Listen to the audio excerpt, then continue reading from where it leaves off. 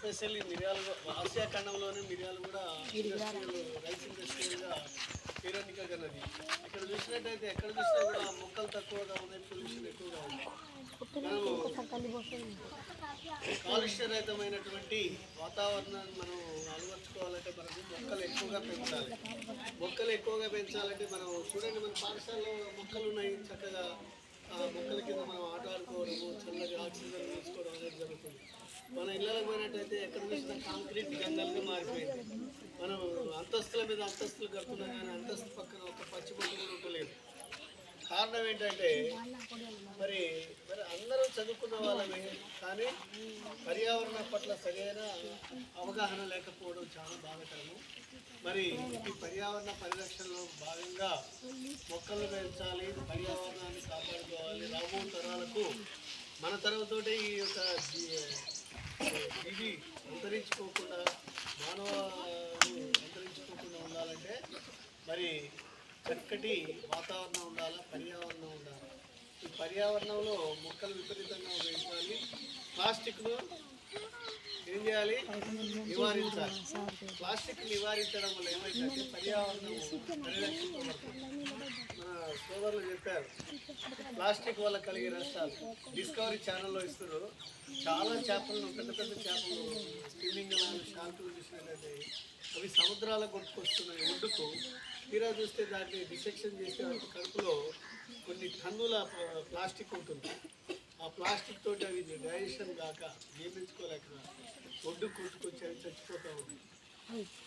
మరి పర్యావరణంలో మనం ఆహారం గొలుసు అన్నాం కదా, ఆహారం గొలుసు ప్రతి జీవి కూడా ఉండాలి. ప్రతి జీవి అంటే గడ్డి ఉత్పత్తిదారులు, వాటిపైన ఆధారపడి కీటకాలు ఉంటాయి.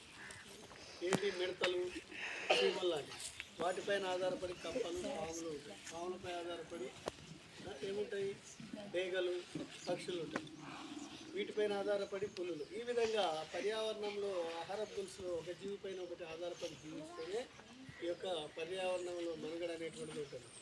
మరి మానవుడు తనని ఎక్కిన కొమ్మను తానే నరుకుతున్నట్టుగా మనము ఈ యొక్క సైన్స్ అండ్ టెక్నాలజీ అభివృద్ధి పేరిట మానవులు ఏం చేస్తున్నామంటే సొఫిస్టికేటెడ్ అయిపోతున్నాం. కష్టం లేకుండా, మనిషి కష్టపడకుండానే మనకు అన్నీ రావాలనేటువంటి ఒక దృక్పథంతో పర్యావరణాన్ని మనము కలుషితం చేసి మనమే ఏం చేస్తున్నాం? వినాశనానికి దారితీస్తున్నాం.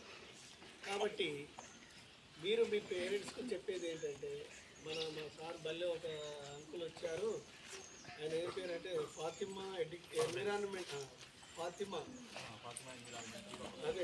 ఎన్విరాన్మెంటల్ డెవలప్మెంట్ సొసైటీ వాళ్ళు వచ్చి మాకు ఇచ్చారు. వాళ్ళు ఏం చెప్పారంటే పర్యావరణాన్ని పరిరక్షించాలని చెప్పారు. ప్లాస్టిక్ కవర్లను వాడొద్దని.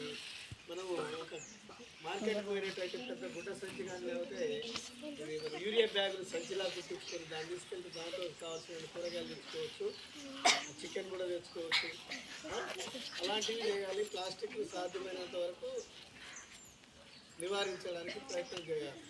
మరి మనం చూసినట్టయితే మనం బాగానే చెప్పుకుంటున్నాం, కానీ ఈ పాలకులు ఏం చేస్తున్నట్టే ఎవరైతే కమిషన్లు ఇస్తున్నారో వాళ్ళకే పర్మిషన్ ఉంది పరిశ్రమలు ఇచ్చేసి ఒక పరిశ్రమలో కనీసం 1000 నుండి 1500 మొక్కలు పెడతారు. రైస్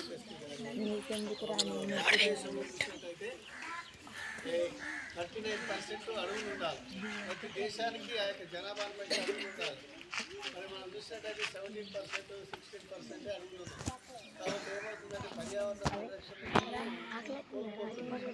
కాబట్టి మీరందరుగా